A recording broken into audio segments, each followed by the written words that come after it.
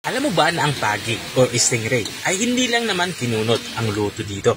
Pwede din to i-adobo sa gata. Tara, samahan mo ako. Dahil sa video nito, magluluto tayo ng adobong pagi sa gata. Simulan na natin ating pagluluto. Papainit lang tayo dito ng kawali. At kapag uminit na ito, lagyan na natin ito ng kaunting mantika. At kapag uminit na nga itong ating inilagay na mantika, magsimula na tayo mag-isa. Yung inilagay ko nga dito, itong ating bawang.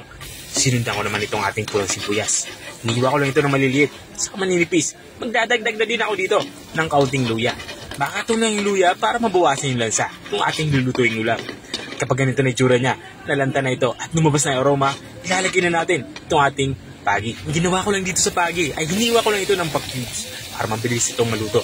Igigisa nga natin to o isasangkot siya nga natin to para mabawasan yung lansa nito. Tural kasi sa pagi na malansa ito.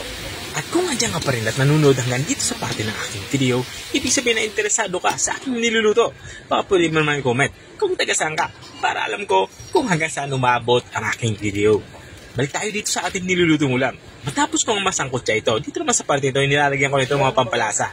Naglagay na nga ako dito ng pamintang durog. Para naman sa ating aromatics, naglagay ako dito ng daon ng laurel. At dito naman sa parte ito, ay nilalagyan ko ito ng suka. At dahil nga adobo ang ating niluluto, nilagyan ko na din ito ng toyo. Haluin lang natin ito para pantay-pantay naman lasa ng ating nilulutong ulam. At habang tayo ay nagpapatuloy sa ating pagluluto, gusto ko lang i-shoutout ang mga masusugid nating mga taga-subaybay. Big shoutout nga kay Ma'am Marilyn Monsanto, sabi niya pa-shoutout naman po. Shoutout din kay Sir Mark Anthony Ricardo Tano, sabi niya pa-shoutout naman. At kay Sir Ben Nagyur Kamid, sabi niya pa-shoutout naman po, idol. At maraming salamat din sa mga walang sawang nanonood at nakasubaybay dito sa aking channel. Balik tayo dito sa ating nilulutong ulam. Matapos kong matimpla ito ng mga pampalasa, dito naman sa parte ito, lalagyan na natin ito ng kangkong. Bali, ang ginawa ko lang sa kangkong ay hiniwa ko lang ito ng maninipis at maliliit. Pero itong paglalagay ng kangkong, ito naman ay optional. Pwede naman kayong skip yung ganito, kahit huwag nyo na lang lagyan ng gulay. Matapos kong maligay ito, ay hinalo ko lang ito pa ilalim para bilis itong maluto. At tatakpan na natin ito sa parte nito. Lutuin lang natin ito kahit 1 minuto. Hindi naman ito ma-overcook. At makalipas ka ng 1 minuto ay binuksan ko na nga ito.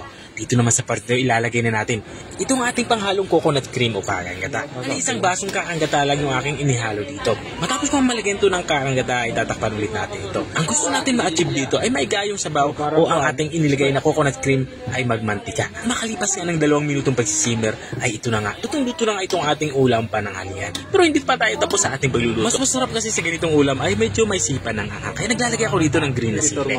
Matapos kong malagyan ito ng sili, tinapang ko ulit ito para isimmer pa ito ng 1 minuto. At makalipas nga ng 1 minuto ay ito na nga. Lutong-luto na nga itong ating ulam. Pwede din natin ito i-serve kasama ng mainit-init na kanin. Ako, napakasarap ito. Ito na nga yung ating adobong pagi sa gata. Kung nakarating ka hanggang dito sa dulo ng aking video, maraming salamat sa panunood.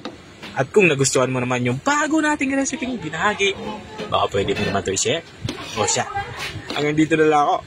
Kita-kita ulit sa mga susunod kong mga videos. Paalam! Bye-bye!